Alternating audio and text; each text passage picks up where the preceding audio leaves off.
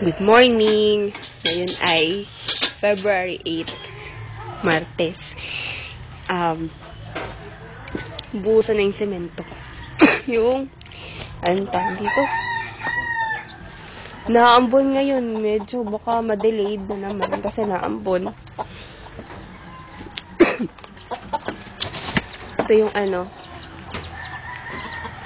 Ngayon ay 6:30 ng umaga. Ito yung itaas.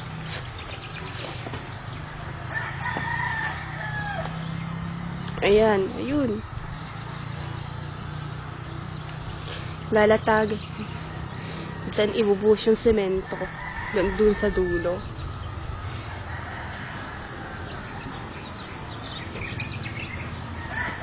Yan. Ito yung butas ng hagdanan natin. Ito. Yun.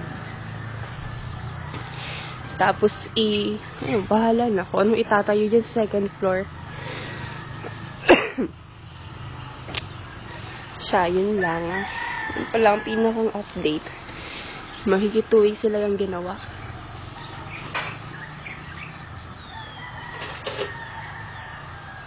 Sige, yun lang.